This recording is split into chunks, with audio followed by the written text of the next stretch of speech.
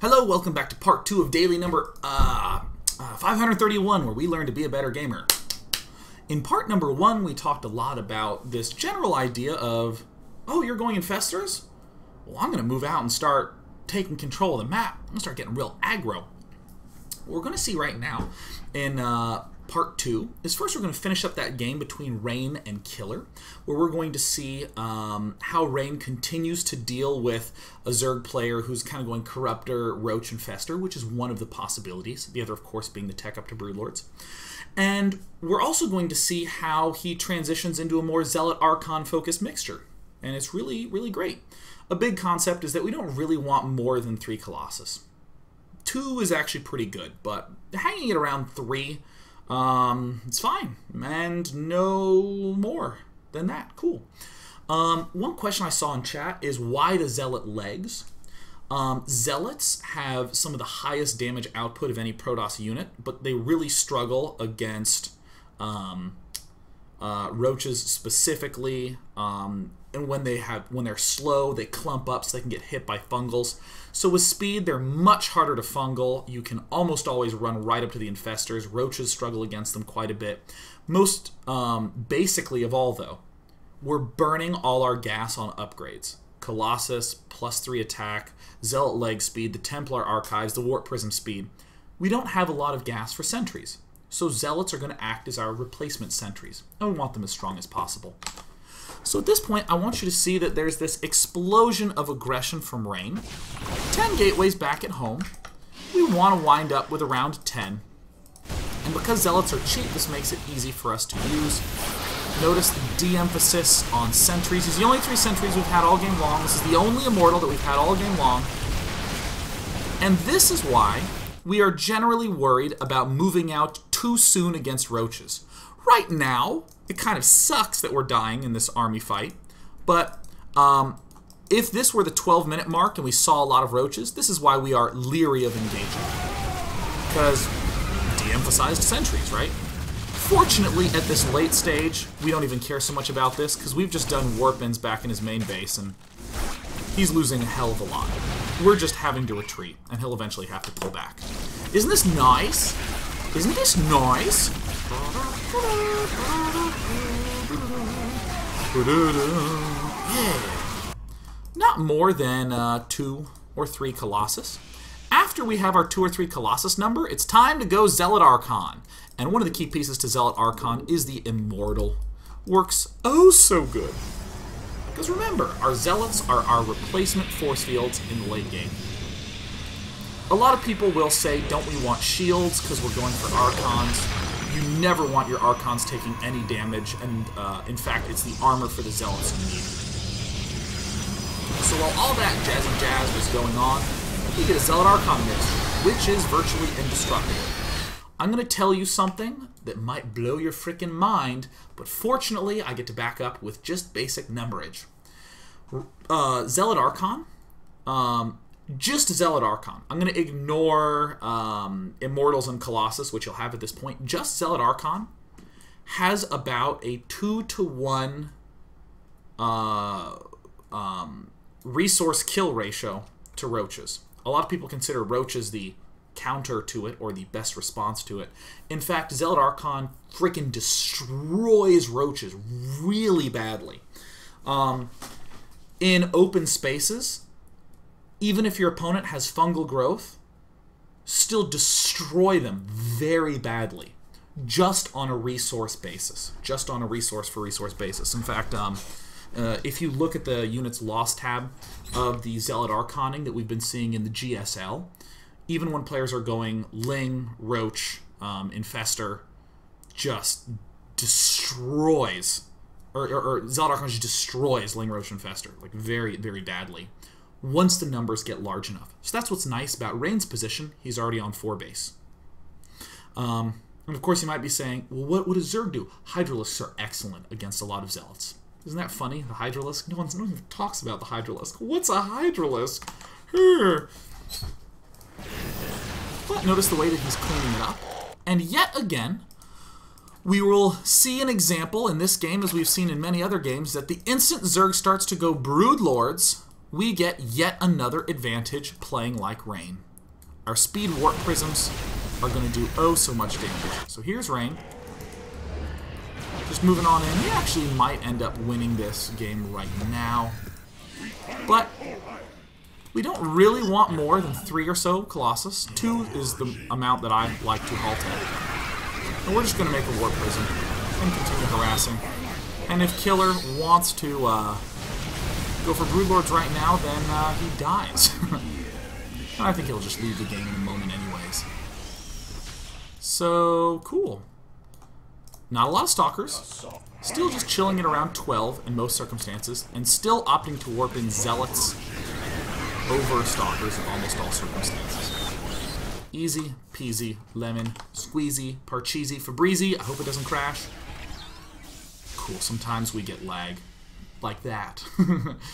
I want to look at a game now where we get to recap, in the 2 games we've seen, we saw the Zerg kind of snap into Roach Corruptor mode. Kind of this, I have to make these mid-game units to defend this push.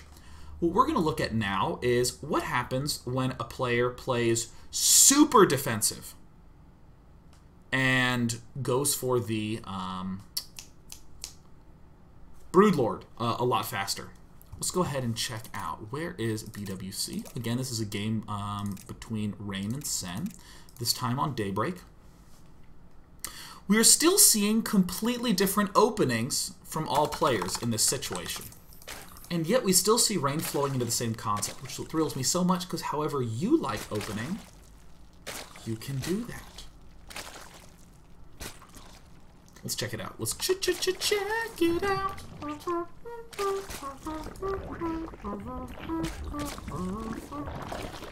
Alright, so we see Sen going for this kind of normal 3-base play. But look at this. Oh, he's going for the roaches. For some weird timing push, Rain is going Stargate. Why? We can scout our opponent, we can defend versus early all-ins, and we can generally force him to go infestors, which will encourage him to be passive. Uh-oh, looks like Rain sees the all-in. You simply defend this intuitively, one of the big benefits of going for this Void Ray. And then we see Rain pull right back into his usual thing. 4 gates, and some pretty dang fast Colossus play. There, it's done. There's an Observer, there's a Twilight Council. We'll be getting our Colossus in a moment. Ooh, a very bold early expand. Nice.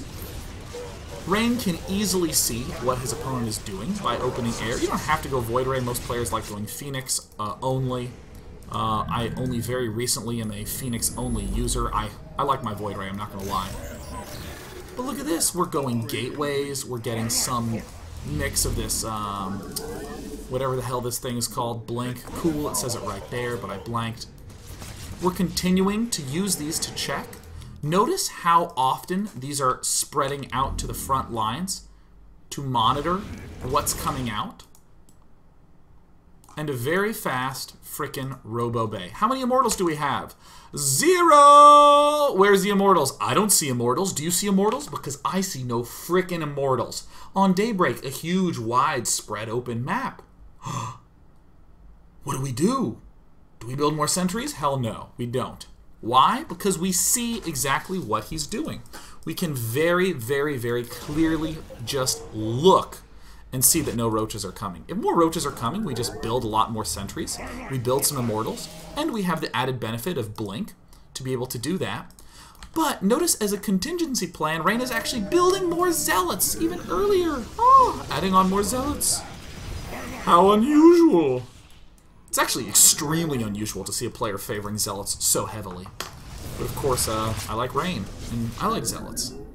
So this seemed like the perfect marriage of player and daily. So cool, we end up getting Twilight Council. Doesn't really matter the order that we got them in, we wind up with 8 gates. And we're going for Colossus. And we're going for this Zealot leg speed thing. Now, to contrast this with the prior games, in this game we are seeing a stupid fast mass infestor out of Sen. Gosh, Sen's money is also stupidly high. This makes me be like, is this replay glitched? But, once again, upon seeing this flood O infestors, which is kind of easy because you just move an observer forward as we were seeing Rain do. And Rain just knows, oh, I have freedom to move out. So cool. We're seeing the layer come up, or the hive come up. We're seeing the spire. We're seeing these upgrades. Fortunately, the money's gonna dwindle for Sen in a moment. But this is exactly what Rain wants. He's gonna kick into high gear, build the stalkers last. He built the zealots first, and then we're just gonna sprint in with all these. Speed. Total of 10 gateways. Templar archives. Phoenixes are thrilled to get this sort of information up. Now, you would think to yourself, normally, oh, wow, this is great for Sen. He has the perfect amount of money to be able to flood with corruptors. This is the defensive Zerg player's mindset, right? Rain began to move out the instant he identified a flood of infestors coming, and just expanded. Also, again, he was able to look in and see that the hive was producing. So mass corruptors are about to be made. Come on, Sen. There we go, now he's starting to burn through that money. And these attacks generally end up striking Zerg before they end up with any flood of units to be able to survive it. And if you also watch the OGN VODs of Rain versus DRG, he did this consistently with a ridiculously high success rate. And a lot of players would think that that was game right there. Not a huge amount has been lost. This is generally typical for this sort of push. But now we see that Sen is trying to go for... Where is it? Trying to go for the Greater Spire. Where is the Greater Spire? Ah, I found it. Same sort of warp-in tactics. Same old thing. Nothing too different at all. The fact that our player is going for Corruptor Infestor as a defense, even a lot of Infestors and Roaches, but still mainly the Infestors, make it really difficult to deal with drop plays like this.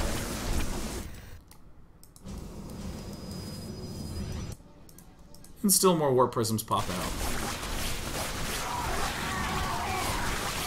So, oh my goodness, Sen has managed to hold on against our dreaded push. He is going to get up the infamous Broodlord Infestor Force. Whatever will we do? There's the 6 Broodlords coming up, and this is when, I'm sure as you may have surmised, many commentators would go, oh, alack, it's going to be so difficult, but I will note that, oopsie daisies, these types of naked Warp Prism plays, where you just waltz in without anything, are generally considered bad. It's really easy to avoid them. In fact, Rain is doing a little warp in here and a little attack up here. Just the fact that Sen has stopped Roach production and is trying to focus more on Broodlord Infestor.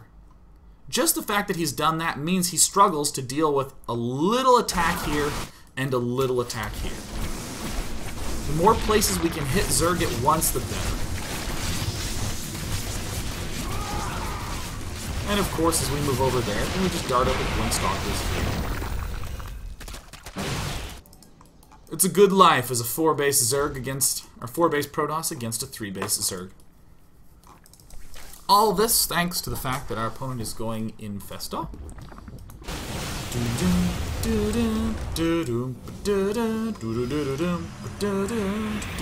Alright, getting 5th base up. Zerg's getting 4th. And only once we have our perfect Army o' Doom, only then do we really have to engage. The rest of the time we're happy and content to warp in at multiple locations. And a single vortex is more than enough for us to win. But it's not actually like we needed it. Win with a simple push, and of course we even had a Warp Prism coming in. Ha ha ha. We're going to look at one more game where we're going to see what happens. Alright, little lag bout. We're going to ask ourselves a reasonable question. What happens if our opponent doesn't go for some sort of kind of defensive play? What if he starts really trying to bring the noise back on us? which I will be able to show. Where is this game? Rain? No. Okay, here it is. Good. Good. Alright, cool. Let's go ahead and step into this game. It's gonna look oh so nice.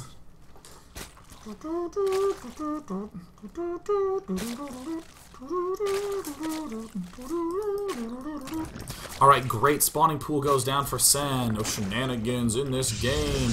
A Nexus first. Do we care exactly how the opening panned out? No, not really. That's not our thing. Going for the Cyber Core. Single Zealot Rain, you will note, likes to build a Stalker as one of his first units. He likes to Chrono Boost it to get them Queens out. Get out of here, Queens. Leave me be. Alright, cool. Going for all Phoenixes. Why do we like Phoenixes? It has the tendency to force our opponent to build infestors. Also note, Phoenix into Colossus works almost, I think, against every response that Zerg would normally do. Hydralisks are very bad against Colossus. Infestors are very bad against Colossus. And if he decides to go Spire, i.e. go for Mutalisks and Corruptors, then we already have Phoenixes built. So cool. So, oh yes. And also the fact that we are focusing more on Zealot Legs and Blink Stalkers means that if he did try to build a lot of Corruptors, he would just die to the 14-minute push. How wonderful. So great, we're doing this to force him to likely go for his usual thing. What do you know? 4 gates. It's almost as though Rain is following a pattern. We don't care how he opens or what he's seeing. He winds up back at the usual thing. Oh, yeah. So, Sen is swarming in, and interestingly, this is where our good old buddy Rain says, huh, I can't tell if you're going Infestor or not. Why? Because he sees these gases not up. He saw the layer was building. Yeah, he saw the layer was building. He saw no gas in the main base. He saw an early macro hatch. So these are signals that my opponent is, that he is not going for infestors right now. So what does Rain do? He just builds 2 more gateways. And in fact, let's come back to the 9-minute mark so that we can get an even clearer sense of when these bad boys went down. Right here, seeing this early of a macro hatch. And then stepping in here. And you see this? Layer. Just now, he sees it and sees that it's not doing anything. Alright, well, you know what? Screw this. I'm just going to build 2 gateways. Now, with all that still said, we are going to see out of Rain, yet again, the similar style, de-emphasis on sentries. De-emphasis on sentries. Emphasis on zealots. De-emphasis on the immortal. A fast Void Ray is kind of an interesting play. This is another way to help us against the the roaches. And other than that, still all the same. Nexus, yeah, Robo, yeah, Blink, +2, cool. And these Phoenixes, in the meantime, are just poking around at the front, not just for vulnerabilities, but also for data. For data.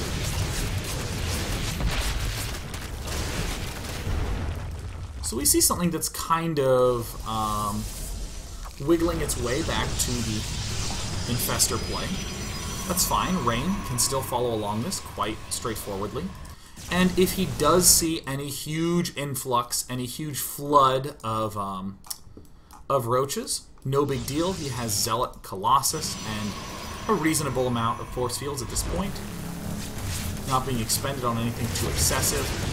Also note that with a Void Ray, way back here, actually it's more like way back here at the 10-minute mark, If you have identified your player as probably not going for Infestor, then he probably is not going to have that good of anti-air.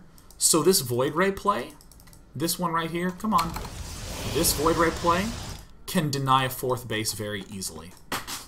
So that's exactly what we are seeing out of Rain. He just builds this because it's a pretty swift, easy way to generally deny it. It could have been denied if you'd focused on it. So great, the instant Rain sees Infestors. Oh, freedom to move out. Great. Oh, wonderful. But Sen has not done these sort of responsive roaches. He's actually gone straight for a huge amount of roaches, chilled at layer tech, and is going for a huge mid game. This is all fine. Rather than get aggressive, Rain just pulls back. And he's doing this thing that your old school players did. Wait till you're maxed if your opponent's going roaches. If he has too many roaches in the mid game, just frickin' hang out. More Colossus. Why? Because my opponent's going for way too many of those Colossus. Yeah, Zerg's going for way too many roaches, so we just go for too many Colossus. And then we still have this fun, nice, easy situation where before we were going for warp prisms, because if a Zerg player is going Infestor Broodlord, he has trouble dealing with multiple pronged attacks.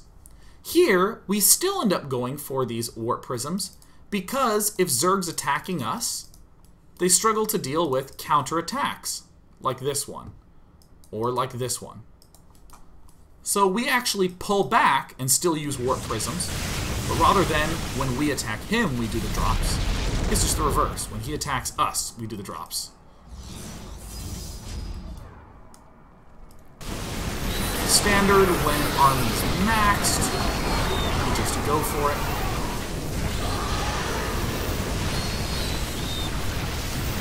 And roaches don't function well in maxed army scenarios. Zealots killed this over here, and in the main, Zealot warping did some pretty good work over here. As a general rule of thumb, try not to over-warp in Zealots at the back of the main, because that's actually a pretty huge amount of units that get lost at the back. And look at Rain, just pulling right on back.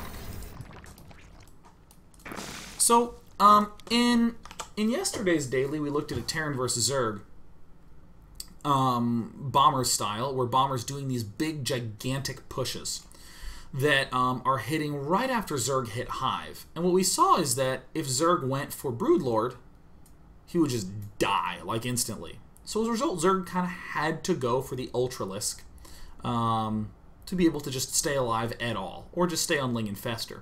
We're seeing a similar case here. Most Zergs will end up dying to Rain's multi-pronged attack and his big numbers of Zealots. Still just one robo facility, not even producing units a lot of the time. And producing warp prisms a good percentage. And whenever we have an attack over here, we do a little drop over here, and just pull back. Playing more passively because we're seeing more roaches. We'd play more aggressively if we saw less roaches. The roach is really the defining thing that we can be up against. So now we're going to see the final star-studded situation at the end of part number 2, where we are finally up against a bunch of Broodlords.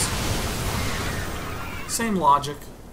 It's hard for Broodlords to deal with multi-pronged attacks, and in this case, we're just doing some standard little counter swings.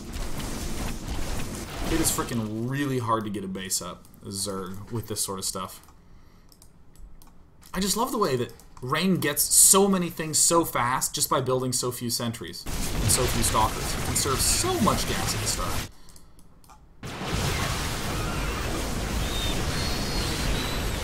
Excellent.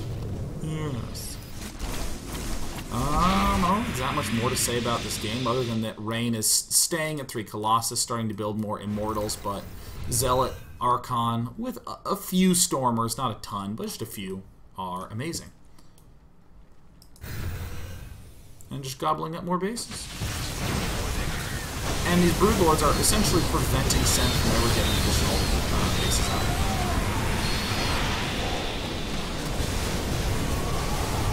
Sucks for Zerg. It's not like this mattered, but it's still a fun finisher. And bam! Yeah. In the last segment, we're going to watch another game from Rain, where he will be going up against Indra, where we're going to see again a completely different opening than any of the stuff that we've seen before. And it's still going to wind up getting to the same spot yet again. So we can see this concept in as many different forms as we can. See you in a bit.